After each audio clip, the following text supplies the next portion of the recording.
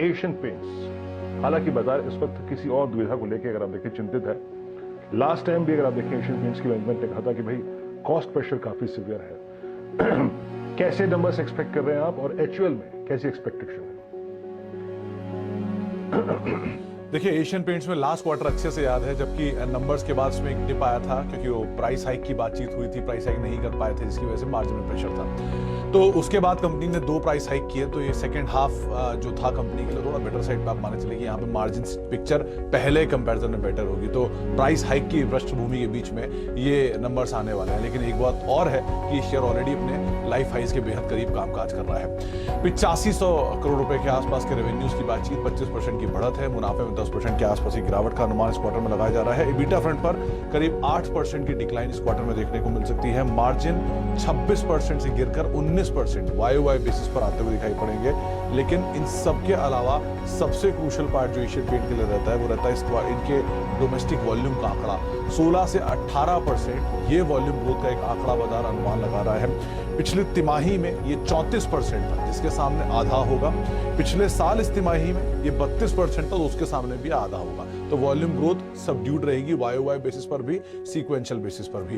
Price hike है इसलिए margin intact रह सकते हैं, इसमें कोई दिक्कत नहीं, शायद मार्जिन को बेटर साइड पे सिचुएशन रहे। 2 चीजें बहुत क्रूशियल, पहला रूरल स्पेस में किस तरह की डिमांड है, उस पर कंपनी क्या कमेंट्री दे रही है। क्रूड इतनी तेजी पकड़ रहा है, इस तेजी के बाद और कितना प्राइस हाइक होगा, अभी इनपुट कॉस्ट इन्फ्लेशन किस तरह का है, ये एक और चीज होगा जिसके ऊपर बाजार अपनी नजर रखेगा। नए सेगमेंट जिन्होंने होम फर्निशिंग कारोबार के अंदर जो एक्सपैंड किया है वो कारोबार कैसा कर रहा है, ये एक तीसरी चीज रहेगी जिसको बाजार कीनली वॉच करेगा। तो ये कमेंट्री बहुत इंपॉर्टेंट रहेगी। नंबर कुछ हद तक बाजार एक्सपेक्ट करके चल रहा है कि इसी तरह के आते हुए दिखाई पड़ेंगे। दूसरी तरफ आता है कंपनी जो क्रूशियल पार्ट है वो है एचयूएल, क्योंकि एचयूएल और एशियन पेंट दोनों एफएमसीजी का यहाँ से आगाज करने वाले हैं। तो एचयूएल के केस में जो अनुमान पता लगा रहा है कि बाजार थोड़ा सा वीक साइड पर नंबर रहे। एक पार्ट इंटरेस्टिंग है एशियन पेंट के सामने कि एचयूएल ऑलरेडी काफी गिरावट दिखा चुका है और अपने हाई से रफली 20% के आसपास ऑलरेडी नीचे कामकाज कर रहा है। नंबर्स के लिहाज से अनुमान है 9.5% के आसपास रेवेन्यू बढ़ेंगे, EBITDA फ्रंट पर करीब 12% की ग्रोथ रहेगी, margin more less flat to positive side पर आएंगे और मुनाफा 15% के आसपास इस तिमाही में बढ़ने का अनुमान है वाई बेसिस पर। वॉल्यूम ग्रोथ इनकी जो अनुमान है 1 से 2% और ये वॉल्यूम ग्रोथ पिछले 5 तिमाही की सबसे कम वॉल्यूम ग्रोथ इस तिमाही में बाजार मानकर चल रहा है। अगर इससे बेटर आता है तो शायद वो सरप्राइज होगा स्ट्रीट के लिए।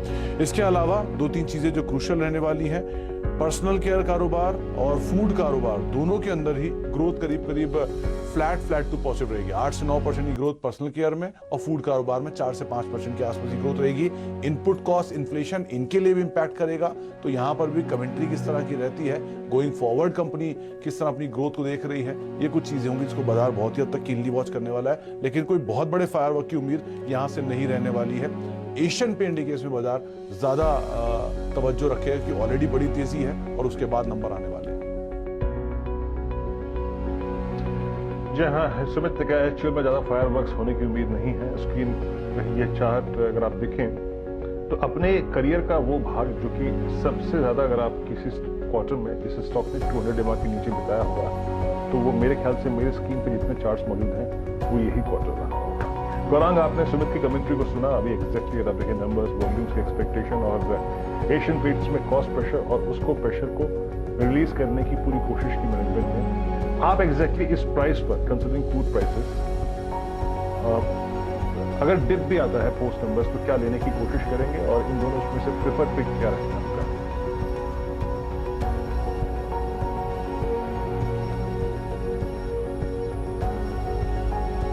एचयूएल और एशियन, मैं ये मानता हूं कि जो दूसरी तिमाही में लागत खर्च को लेकर के थोड़ा दबाव था एफएमसीजी कंपनियों ने, और एचयूएल ने हाल ही में अपने प्रोडक्ट्स के जो दाम थे वो बढ़ाए हैं, जिससे कॉस्ट जो बढ़ा था इनपुट का, कच्चे माल का, वो उपभोग